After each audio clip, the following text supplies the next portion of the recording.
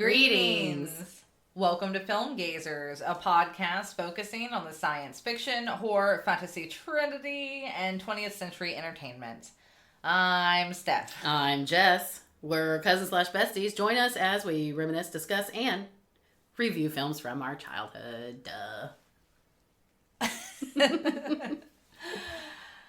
Hello, everybody. Meowdy. Meowdy. Welcome back to our summer slasher theme. Mm-hmm. We're going to be doing The Final Girls today. And then we're going to kick off in August with our Leo season. It's Leo season, y'all. We finally made our decisions. Yes. I noticed that when I looked at the notes. Yeah. Last night. I was like, oh, she did make her decision. I did. I watched the trailers for all the ones I was kind of torn about, and then I went with, I'm like, nah. Gut feeling. Yeah, this one still feels fun. Yeah. So, Jess, what did you choose? I chose The Beach. Yes, I remember watching that one at your house all the time. All the time. It was a toss-up for me between that one and Romeo and Juliet, but I was like, which one would I rather watch more right now? The Beach. Yeah. Nice. Like, I'm kind of over the teeny bopper thing. Yeah. I like he was still like young in The Beach, but yeah, it's a little bit more. The premise, was a little different than definitely not a teeny bopper a romance tragedy for teens. Yeah, right. But yeah, we used to watch the shit out of that movie. Mm-hmm.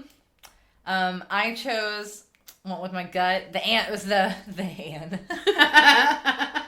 The Man in the Iron Mask. Mm-hmm. I really liked this one. I remember watching this one with you a lot as well. When I was young, yeah. I really liked The Three Musketeers. Mm-hmm. Like, so when we talk about how I'm not into certain, like, eras, like, yeah, I don't like Pride and Prejudice or, like, that kind of, like, those romance, like, stuff, but, like, I love the shit out of some kind of Three Musketeers. Mm-hmm. I did, like, the King Arthur kind of tales, Lancelot, like that. Yeah, all that stuff I'm kind of okay with. You like medieval times. So this one was cool. I liked this one. And I watched, like I said, all the trailers for a bunch of Romeo and Juliet, a whole bunch of different ones. Mm-hmm. Even the Basketball Diaries. Oh, God. I remember that one being hard to watch, but I don't remember watching a lot of it. Yeah, I was like, I don't really remember that one, I don't think. But I was like, the preview didn't make me care to watch it. Yeah. It's definitely a drama. Yeah. That's about it. But I think we did some fun choices. Because we did just from his earlier body of work, which I think is fun considering the Leonardo DiCaprio we know now is such a, like, serious actor. Yeah. So I think I'm looking forward to it. I think that'll be fun. Mm-hmm. And I didn't realize how long ago The Beach was. Yeah. I was like, 2000? Yeah. Shit. That movie is 24 years ago? Yeah. I know. And then Iron Mask is even before that. Was it like 98? I think 97? So. I want to say, maybe around 98. And I watched that movie a lot, like I said with you. And I watched it recently. Yeah. Sorry, I'll have to watch it again. No, I don't mind. I still enjoyed it. Last time I watched it. I thought it held up. Nice. Because Jeremy Irons. I know, right? That's what I'm saying. And Gerard Depardieu. Gerard Depardieu. So I were like... Because I just realized again, oh my God, yeah, I did it. That's so funny. So, other than us making our choices for Leo season, what you been watching, what you been doing? Still month. I'm getting close to the end, though. I only got like 6 episodes left. Oh, shit. And I'm like, pace yourself. Yeah. I don't want to have to watch the movie quite yet. No. And on Netflix, they also had the new Beverly Hills Cop movie. Oh, yeah, that's right. F. So I watched that with my mom, and I loved it. Yeah. I thought it was so cute. Nice. I mean, it was a little cheesy, for sure, but it was still had the same vibe. Judge Reinhold. What is his name? Reinhold? I think so, yeah. Looks terrible. Oh, no. I don't know if he's had a lot of work done. But his lips are like super pursed. Uh-oh. And he already had kind of like pursy lips a little bit. Yeah. But they're like very pronounced. Maybe he has some filler. Eddie Murphy looks terrific. Mm-hmm. Still looks the same. But yeah, he was great in it. The music, they saw it all the same music. I was listening to it was a good the soundtrack. Neutron Dance. It was a good soundtrack. For like a week after, I was like, doing the Neutron Dance. Like, walking around Walmart in my headphones listening to it. Nice. I was like, this song just makes you happy. Yeah, it was a really good soundtrack. So then after that, of course, I had to go back and I watched Beverly Hills Cop 1 and 2. Ah, nice. Which one's your favorite? The third, which I didn't get to watch yet. Oh, there we go. That was the one I always watched growing up because it was an amusement park.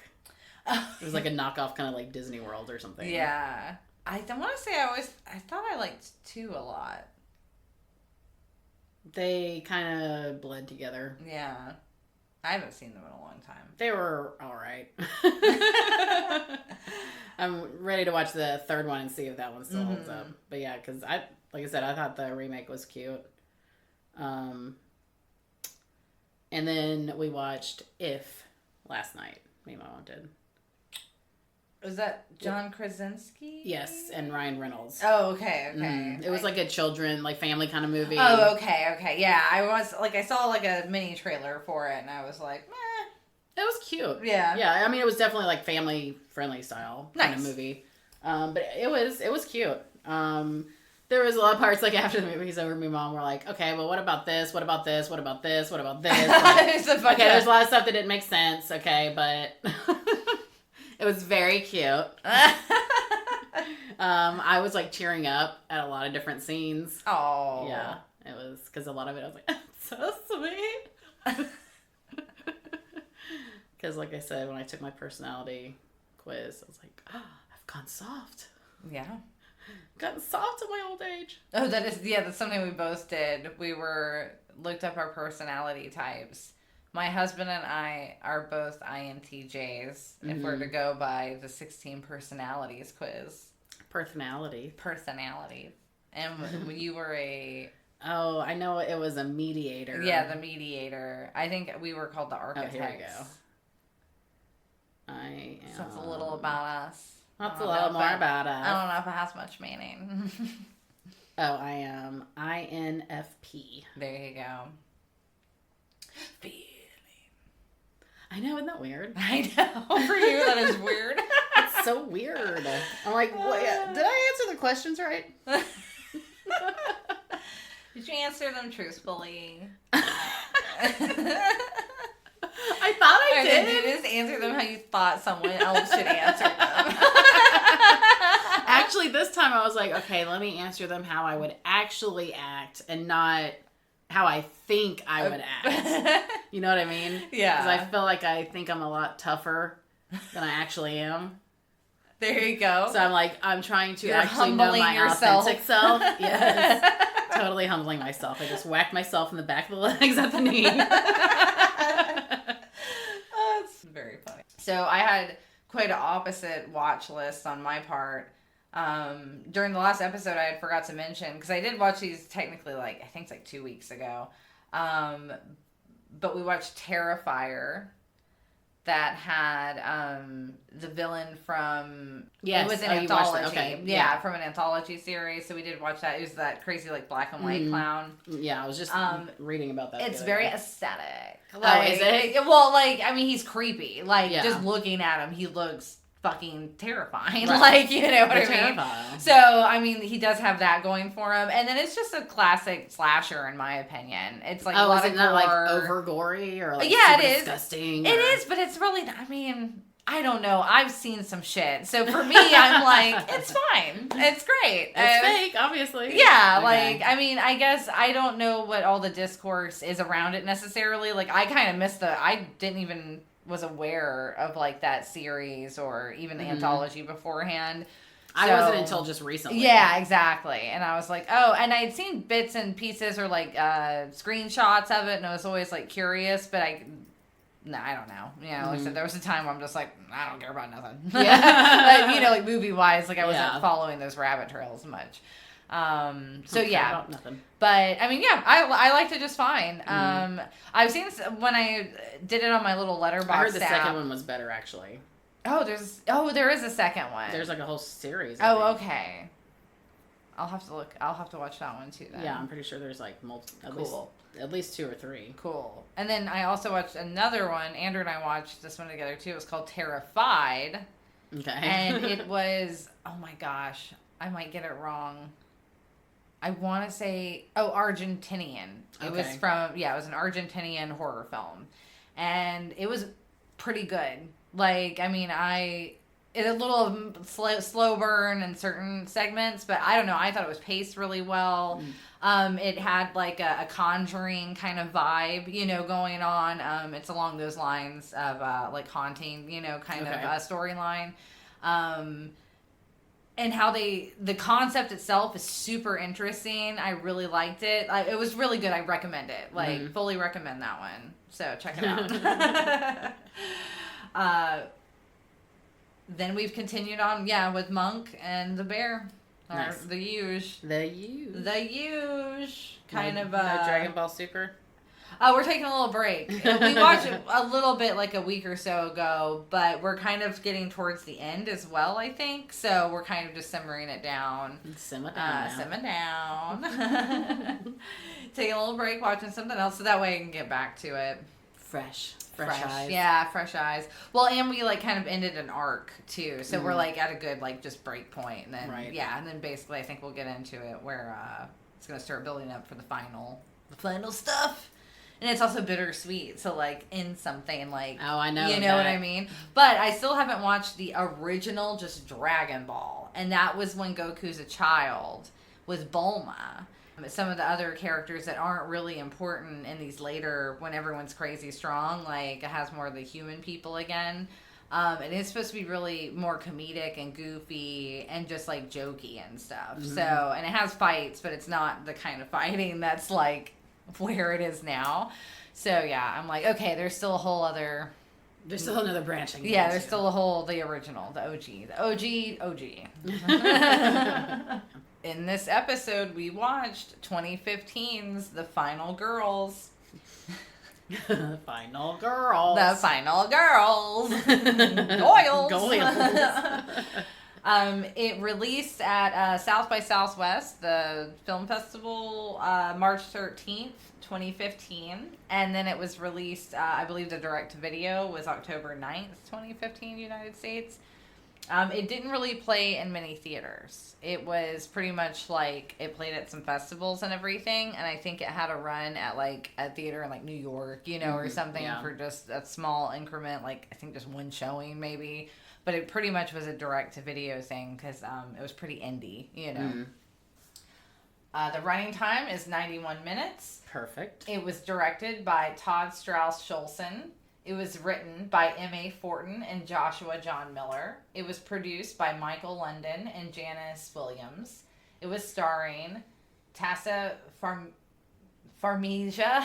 I know it's Ukrainian. Yeah, I'm going to butcher her name. And then Malin Akerman, Adam Devine, Thomas Middleditch, Alia Shochet, Alexander Ludwig, and Nina Dobrev. Cinematography was by L. Smolkin. Edited by Debbie Berman. Music by Gregory James Jenkins. It had a budget of only $4.5 million. So, very slim. The only info I could get of what kind of money it's made, because like I said, it didn't really have like a box office kind of thing, was as of March 2019, the film had made $1.3 million through domestic DVD and Blu-ray sales. Okay. Not the best. So, the principal photography was reported to last for about 26 days, and it was in Baton Rouge, Louisiana, and St. Francisville. That is where it was filmed. Nice. It was conceived and co-written by Joshua John Miller as a way of dealing with the death of his father, who was Jason Miller, and he had starred as Father Karras in The Exorcist. Oh, okay. So, yeah, I thought that was very interesting. Mm-hmm. And definitely made it like very deep. Yeah. Like, because it was the girl dealing with the death of... Yeah, exactly. So like, aw. So the director has stated that before I start any project, I write it all out in a big book. He was like, I'll dream up the movie, how to get the story, emotion out in the visual way of seeing things, how to shoot it or build a sequence, macro to micro, colors, composition, the movement of shots. So when he does this book, it basically becomes the edit of the movie. He actually sent over the people who did this. This was from slashfilm.com that I found this info from. He actually let them see like the notebook, so they had pictures of it and everything. And he literally has these like tiny little storyboards, and it pretty much is almost every scene that you see in the movie. Wow. So he pretty much like came up with all the shots like all beforehand, very meticulously. I was like, I could really appreciate it. It was the kind of organization that I'm like, mwah, chef's kiss. It's beautiful. It was beautiful. It was very cool to see. The pre-production was done 5 months before the actual shooting. Yeah, and like I said, pretty much a lot of it and visually remained intact to what he initially had written. So Angela Trember, she was the girl who played the oh gosh, I don't remember the character name all of a sudden. The party girl that does the dance sequence. Oh, in the movie. Yeah, in the movie. Okay. Yeah, so she improvised that entire dance sequence. That was all her. She apparently slammed energy drinks right before to get that frantic, like Adderall like thing that she was supposed to be. And that's how she came up with her dance moves for it. It was a lot of energy drinks, apparently. When the characters are sucked into Camp Bloodbath, it was scripted that they go into a Technicolor world. Mm-hmm. And I liked it. I liked how stylized visually this movie was too. It's almost like the Mandy vibes, the same spirit of that kind of cinematography, really, and visual like look, set design, I guess. Yeah. But apparently, the writers were initially horrified when they showed up. And the crew had taken the words quite literally, and then the forest was decorated with all the colorful artificial flowers, and they were like, oh! Like Black Lives Flowers. Yeah, I don't know, but I'm like, either way, I like how it was done. It seemed very Technicolor, and... Like you were in a movie. Yeah, and you do want it, like, almost fake looking. Right. Like a hyper... Like Night of the Living Dead... kind of. Yeah, or even like I was thinking of like a hyper reality, like where the colors are more vivid. It's not quite real, but almost like dreamscapes. Yeah, dreamscape. There you go. So the director always envisioned Alia Shawkat, and she was the girl who played Gertie. She was in Arrested Development. Oh, and that's why you're like, what do I know her from? Okay. That's her claim to fame for sure. She was maybe. And I like her a lot too. I think she is very comedic and good with her timing and delivery. She looks similar but totally different now that she's grown up. I guess because I only remember her as a kid. True, probably. Yeah, that's really what it is. You don't look like a kid anymore. And having not like that specific like long haircut thing, for a while, So I'm like, oh yeah. So he wanted her all along, but the manager kind of gave them a runaround. So he actually somehow found her email address and just like emailed her personally. He's like, only you will do. And apparently she's like, cool, let's do it. She's like, this part was made for me. I have to. Other than that, there wasn't like a super ton of info on this. I kind of looked through the Wikipedia like source to try to see if like, if there was more stuff from other articles or where to get it. There was a lot of like podcasts where they did some obviously like marketing and things like that, I think, when it was coming out at the time. I didn't have time to listen to a bunch of different podcasts to get this info, so that's what you got. You get what you get. You get what you get. Slashfilm.com, Wikipedia, and IMDb. And Jess is going to take it away with the You Googled Summer.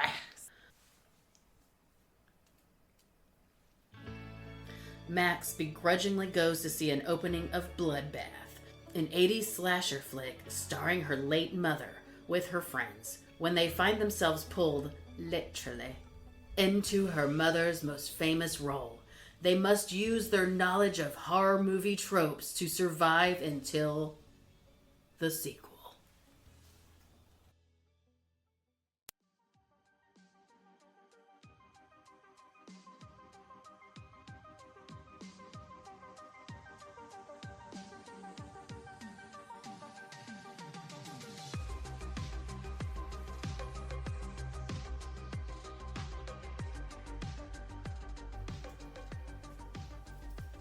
So we both never saw this one before. Mm-hmm. And I purposely didn't watch any previews or trailers or anything before because I wanted to go in blind.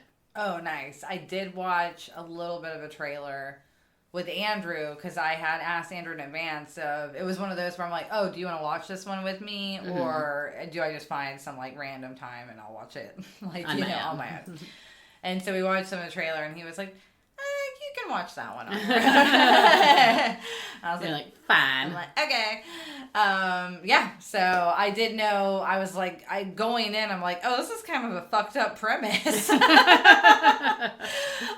With the whole, getting sucked into a movie. And I liked, though, the idea of it being so fantastical. Yeah. Like, it just seemed over like, okay, over the top. You're going to for sure have to suspend your disbelief, you know, like, and I like those kind of movies a lot of times. So I was looking forward to watching it even more actually when I saw the trailer. Yeah, no, I didn't. I went in blind. Dave was like, "Oh yeah, it's that movie about," and I was like, "Shit." I was like, "No, I don't want to know." All right, so with that, we'll just get into it. Get. It opens with like the cheesy horror movie trailer for the Camp Bloodbath, the movie in question. And then immediately I was like, oh, it's the girl from American Horror Story. So it's the Taissa. Oh, okay.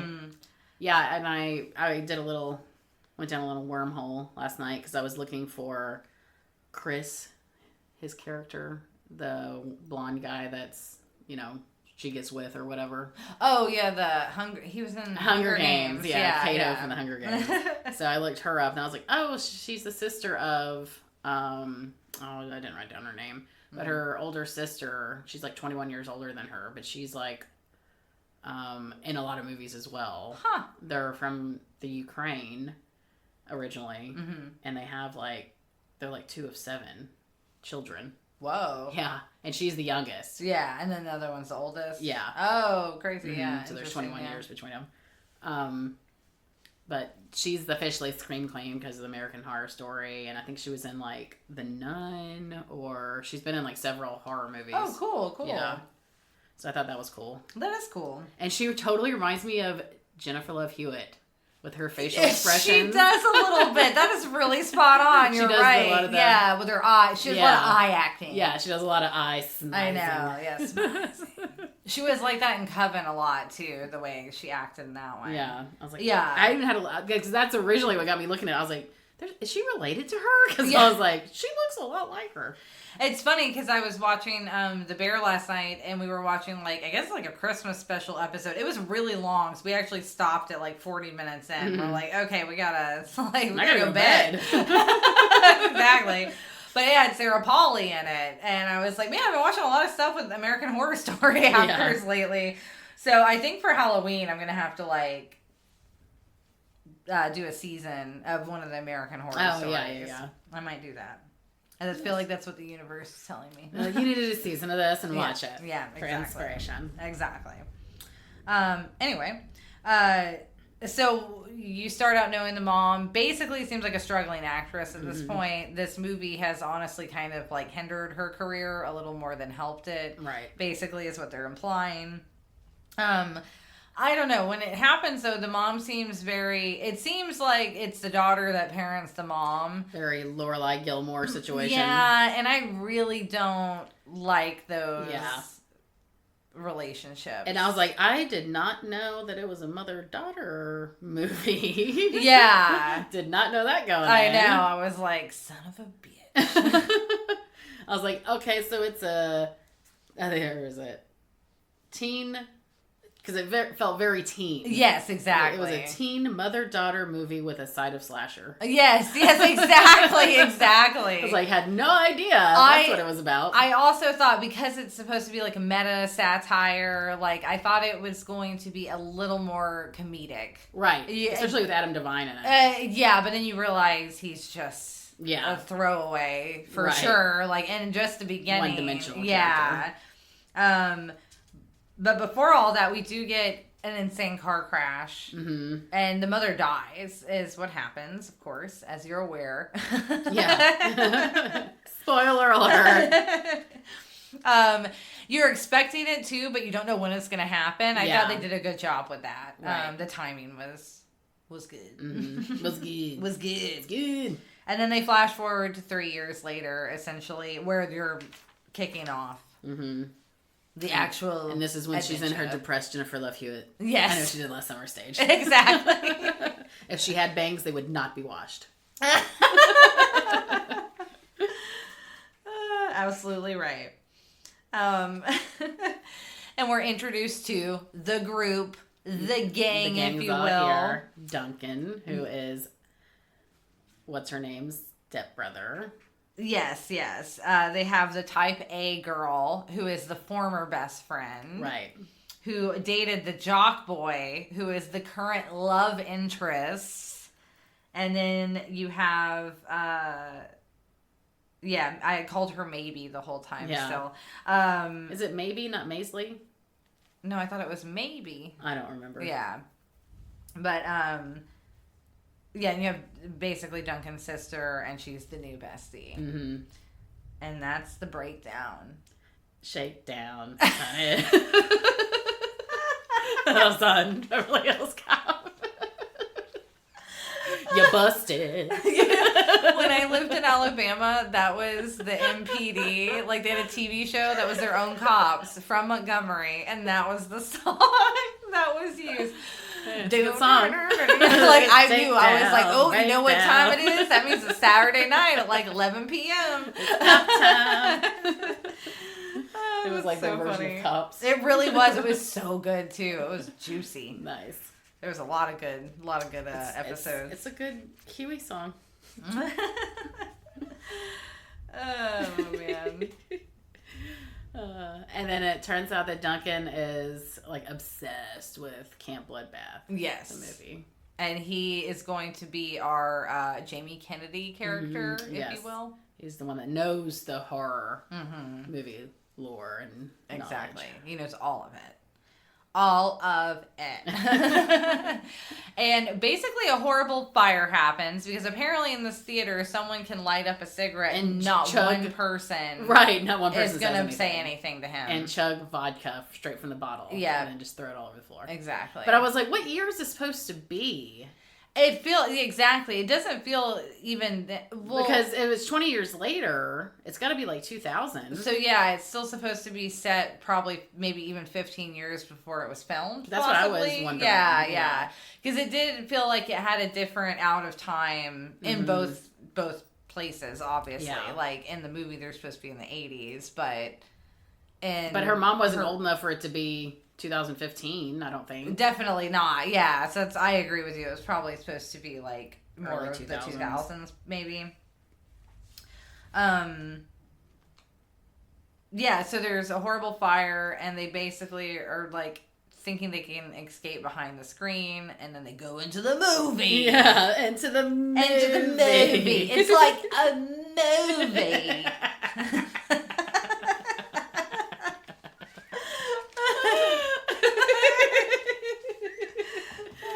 Never gets old. Never gets old. And he did that perfectly. And lo and behold, the little yellow hippie van from the movie starts rolling up at them because they wake up in this yeah, like very stylized looking, hyper realistic, almost like woodsy like area. Movie set looking. And they realize, oh my God, it's the actors from the movie that are in the van. Yeah, that roll up to them. And this is that kind of moment where, of course, all the characters, they're, what the fuck is going on? Mm-hmm. And it just does like a loop, basically. Right. So they're stuck in the loop if they don't proceed. Yeah. And they have to, basically Duncan figures it out. Like, okay, we just need to kind of like go along with the movie. And then maybe when it's over, we'll be released and out of it. Which I think is a big assumption on their part. It's, that happened in a Star Trek episode. That's true. By the way, guys, we have thunderstorms happening today, so you might be hearing that. If you hear some kind of rumbling, it's not our stomachs. No, it's the weather.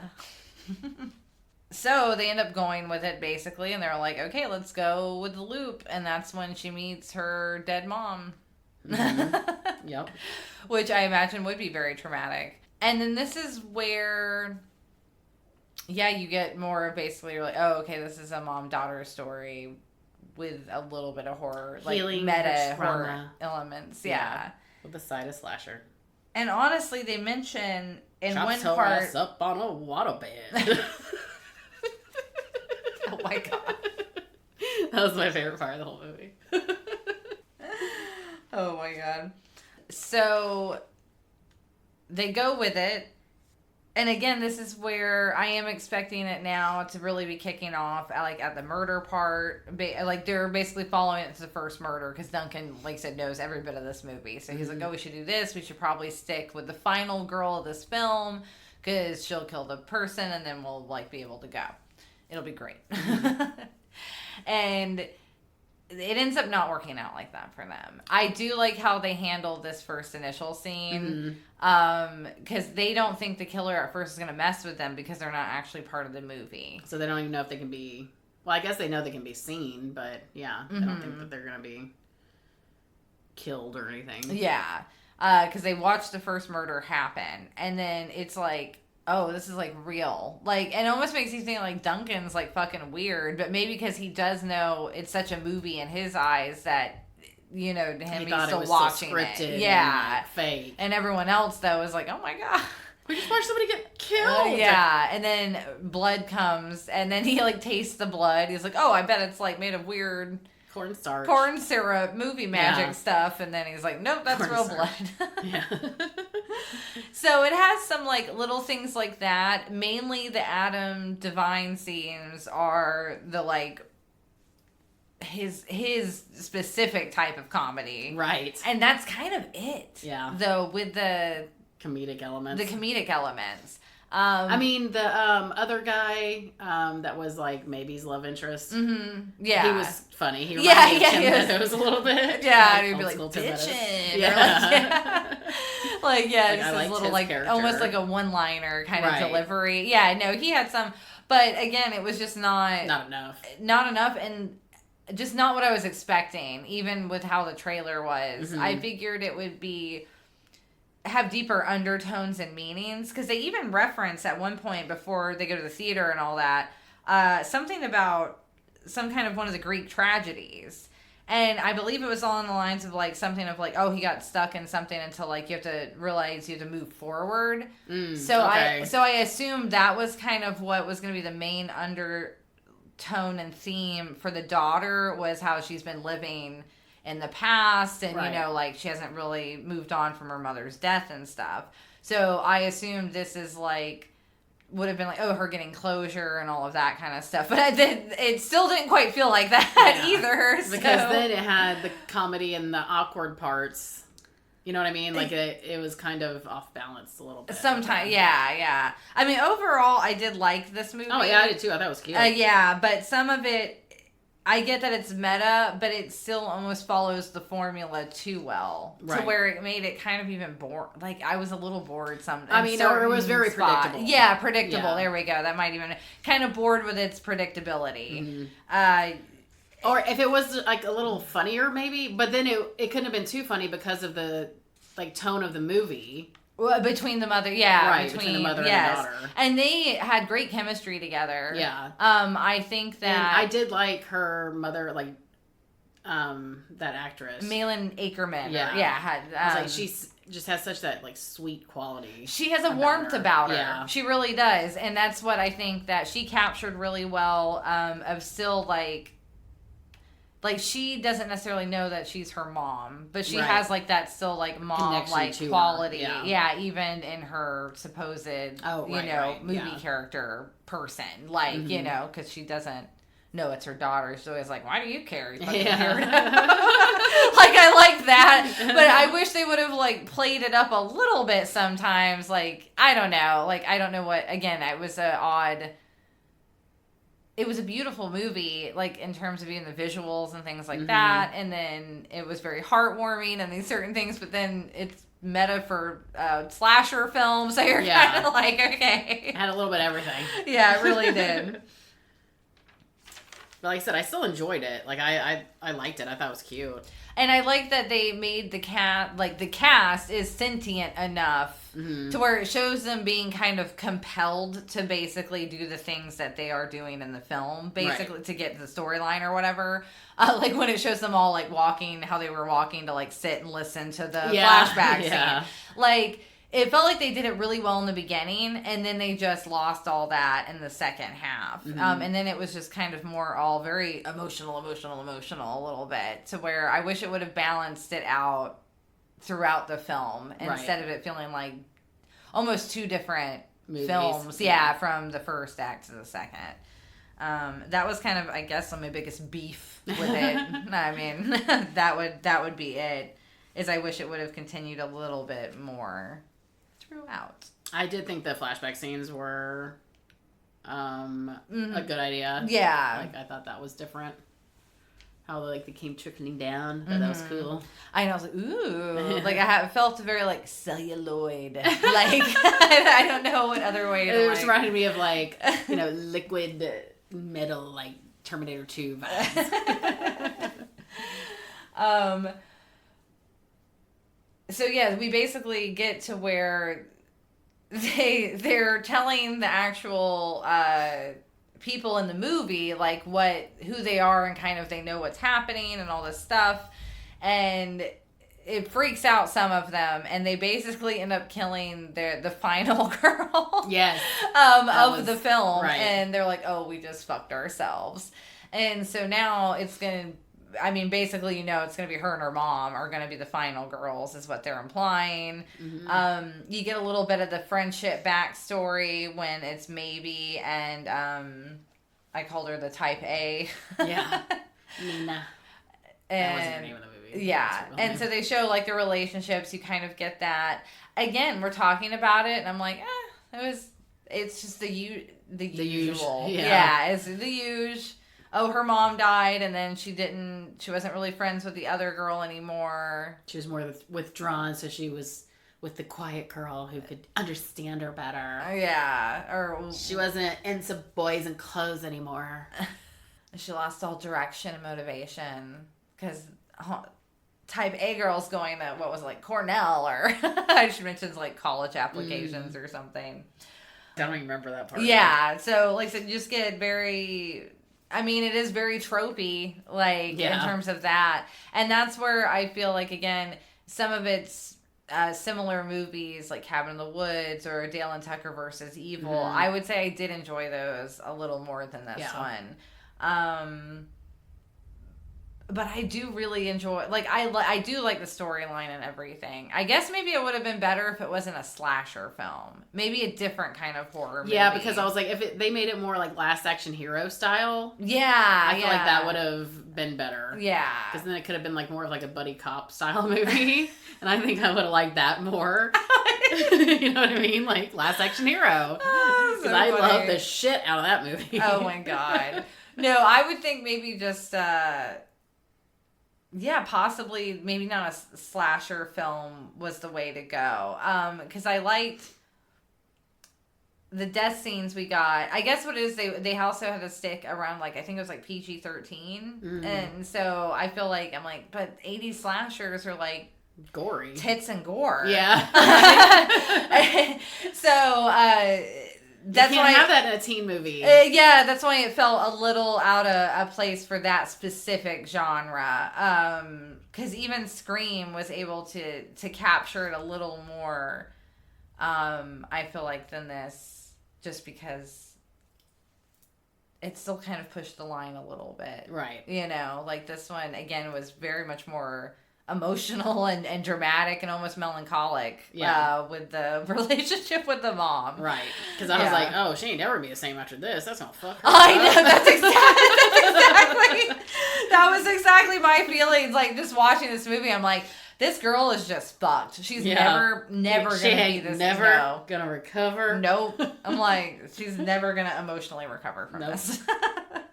Emotionally. And, they do at least, I guess one of the running jokes is the killer only shows up when one of them takes their top off. Right. So that was funny. That is true. I did think that was pretty funny. Because basically they get through the whole thing. They're surviving. They do whole Home Alone style movie trap. Exactly what was the answer to them confronting this killer. Right. Because that's going to work. Yeah. Because he's obviously supernatural. He was on fire and that didn't seem to matter. No.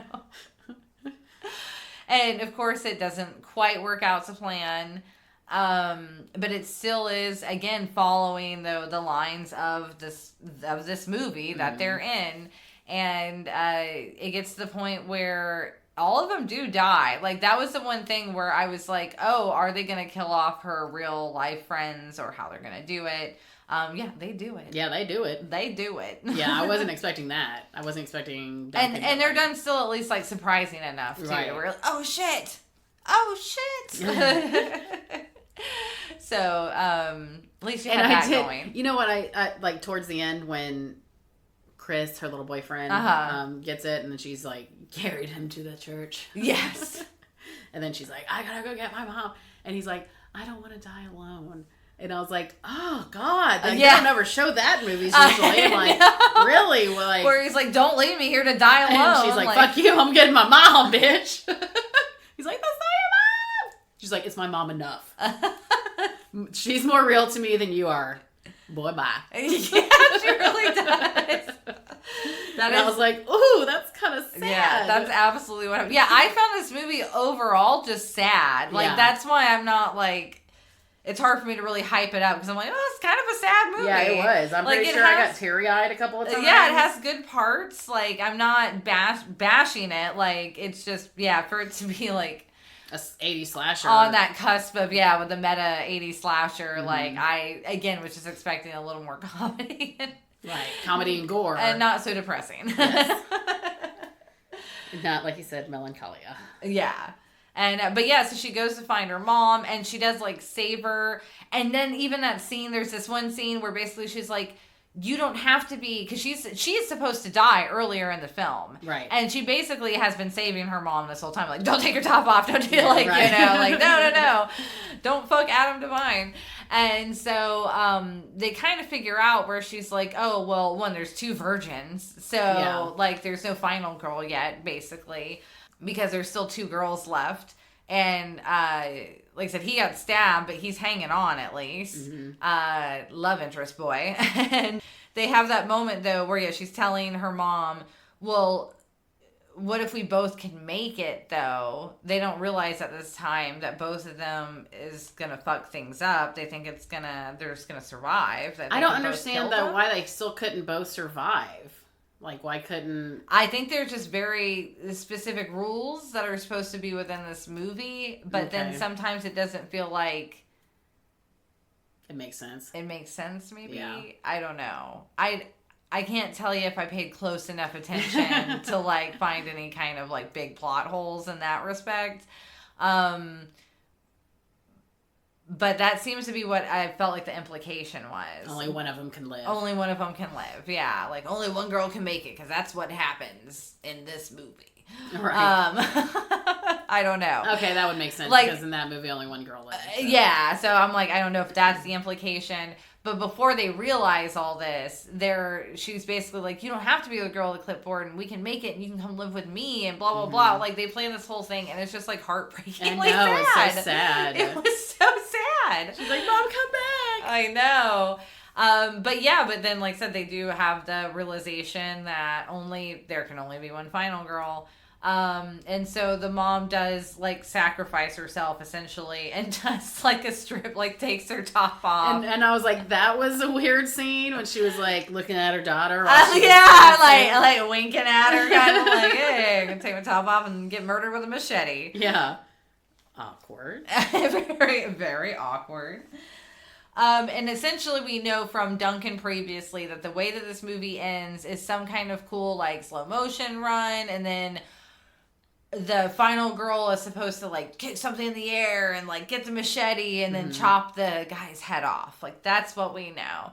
And so now at this point in time, her mom's dead, and so now she's like, okay, I got final girl powers. Right. Because I think that seems to be what it was, too. Then that neither one of them were, like, super strong or cool or anything until one of them was dead, and then the final girl is amazing with a machete. I guess that's when, like I said, her powers are activated. Yeah. So, again, I guess we could say it's still kept along the lines of, it is poking fun of things throughout the entirety of the movie. And regardless, it may not be ha-ha funny, but it is, at least, there are these undertones all throughout the film. So, yeah, that is something. It's still, though, very sad. Yeah. And she basically gets fucked up, too, though, and stabbed. And then that's when she magically is okay when her mom dies, and then her stab wound also seems to have magically got better. Did it? Because I thought she was in the hospital. No, she is, but she's able to somehow do all her machete fighting before she could barely stand and was, like, bleeding out. You always have that last exactly when you're the final girl. Yes. So they did that, like, you know, that's a very, like, oh, okay. Yeah, and then fall down. Just in time for somebody to come whisk you away to the hospital. Yeah. But she does kill the guy. Again, very stylized sequence. The last kind of fight scene. It's very beautiful. Yeah. Has a very Stranger Things. Yeah. It feels like they took a little, vibe from maybe with the red cloud smoke. Like, yes, I love that. And the lightning, the kind of colorful lightning. Like I said, it's a very visually pretty movie. Mm-hmm. And the love interest makes it along with her, and they're able to watch the credits roll within the film. Yeah, I did enjoy that. Those elements were very cool, too. I did like that. Yeah, when they had, like, the summer 81, you know, whatever it was supposed to be in the flashback, and they have to, like, step over it. Yeah, little gags like that were at least, like I said, scattered throughout. I know, because when I was young, like a kid, I always thought it was cool if you could, like I said, I loved Last Action Hero, so to be able to go into a movie. Yeah. I thought that would be amazing. Very cool. So I thought that was cool. Those elements in there. And of course it ends with them kissing. And then they wake up in the hospital and they think, oh my God. We're home. We're home. And then she looks and all her friends are alive. Duncan's there.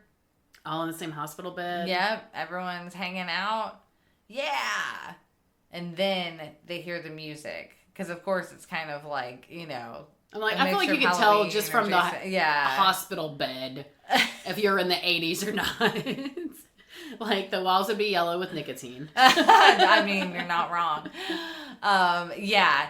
And that's when they realize, though, dun, dun, dun. And they show, like, a tab can and a Rubik's Cube. And they're like, we're in the sequel. Damn it. Then he comes out, the killer guy comes out in the hospital to go, I guess, kill one of the horny doctors. And that's how they end it. That's it. That's the movie, guys. I did like his silly little mask. It looked like a baby mask. It did. The killer, the killer like a mask of a baby face. Oh, because he was horribly... And I like that his origin story is that he had, like, firecrackers thrown in an outhouse when he was at camp himself, and it horribly scarred him. Disfigured him. And then he just ran into the woods. And went to the shack? Yeah. Was that his house? They never explained. It's a summer camp. Yeah. Like, so his parents just never came back for him? I guess not. I guess they're like, ew, you're disfigured now. Firework accident. Ew. We don't want him. We don't want scars on your face. He can just stay in the woods. We don't care. Still live in the woods and become supernatural. Stupid. So, yeah. Yeah, because it never said he died. Like, he's not a ghost. No. He just literally was supposed to be like a firecracker. Yeah, like victim. He's like burn victim. Pop, scars on his face. I guess so. And then, he just ran into a shack in the woods. And got himself a mask of a baby's face. Yeah. And rained terror on the summer camp. Yeah, gets revenge on all the counselors. But now, in the sequel, he's branching out and going to the hospitals. Yeah. And then, by the third one, he'll be coming to your town. And I saw online they said that they didn't have any plans of making the sequel because the first one didn't make enough money. Yeah. I was like, but did you advertise? I said very little. Like, I had heard about it around the time, but again, that's when I was like, oh, I want to see that. But now I realize probably why I didn't see this one is because it just came straight to video. Mm-hmm. And then at that time, I don't think I watched much physical media. Right. So. Samesies. It happens. Mm-hmm. But yeah, I mean, I would maybe watch it again. Yeah. I'm not going to go specifically out of my way, though. If it was streaming on something and I saw it on there, I might peruse it. Yeah, just because, like I said, it was more sad than I was expecting. Mm-hmm. So, but overall, it was well done. Cute. It was cute. They tried. I liked Malin Ackerman. I think she was my favorite out of the characters. Yes. And I like the girl that was the party girl or whatever. I mean, she definitely put her all into it. I'll give her that. Yep, she committed to that character. She was funny. Mm-hmm. Adam Devine was Adam Devine. He was the same in I feel like every movie he's in. Exactly. Just some crap. He's like Will Ferrell. If you like that comedy, you'll like him. Yeah. Well, that was the final girls. Uh-huh. And as always, you can find us at Film Gazers on Instagram, on Facebook, on X, on Threads, and on Discord. You can find the invite on X, I believe. Or just look up Film Gazers Podcast Community. And there we are. We're not on it very much. I forget to check it. Someone sent me a message and then was like, hello? And I was like, sorry, I don't check this very often. I forget as well. I've been better on Instagram. Because I don't really use Discord a whole bunch. So, I mean, I guess if I have more people trying to, then maybe I'll have to start, getting it into my repertoire, my daily habits of checking. Yes, because I check other things. I can add one more. Y'all gotta understand, my memory is not there. I get home, I have to make a to-do list just so things get done. I still have to remind myself every morning of literally my morning routine. I do. Okay, now you're gonna brush your teeth. Okay, now you're exactly. I know. It's because my mind is 800 different places in once. I get it. Anyway, remember next episode will be our Leo season. We'll be doing the beach. The beach. And I'm going to try to come up with September's theme. Okay. It's your birthday month. It's my birthday. I'm hardly like it's your birthday. So time to hit the dusty trail. Until next time. Later, taters.